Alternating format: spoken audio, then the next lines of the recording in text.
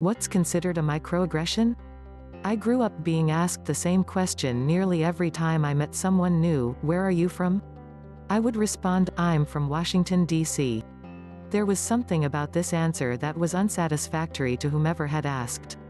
So, they would try again, oh, but I mean, like, where are you from? They often squinted their eyes at this point for emphasis. Eventually, I learned that to many people I have racially ambiguous features. I took these moments as opportunities. I would ask questions about their assumptions in return, and it would turn into a dialogue.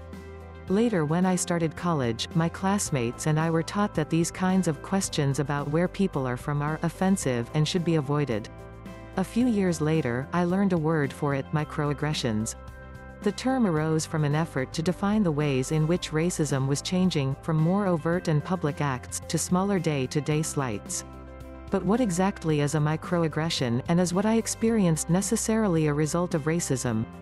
Microaggression versus macroaggression. The idea that racism is manifesting in less visible ways has spawned new areas of research.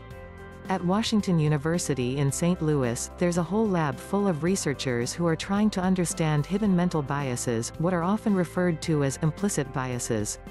Professor Calvin Lai runs the Diversity Science Lab at Washington University and says that people often are not consciously aware that they harbor negative thoughts about certain groups. These underlying thoughts, whether we're aware of them or not, influence our behavior. Lai includes microaggressions among these behaviors, and defines microaggressions as verbal, behavioral or environmental negativity based on someone's group membership, be it race, gender, or otherwise. The person who first coined the term microaggression was Harvard psychiatrist Chester Pierce back in 1970.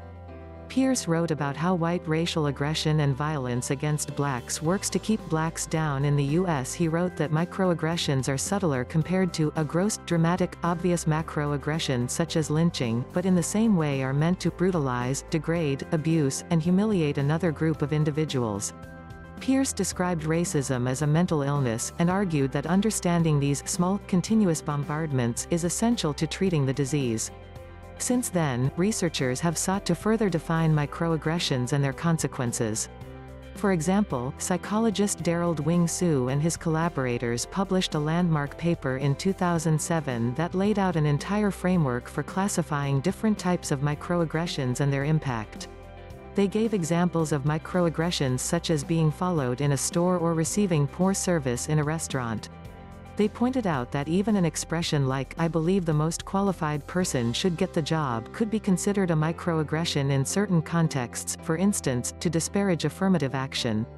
And research links microaggressions to negative mental health outcomes such as lower life satisfaction and increased depression. The microaggression terminology has gradually seeped into conversations about race in the mainstream media, college campuses and the workplace. A host of educational interventions have cropped up to meet the demand for solutions.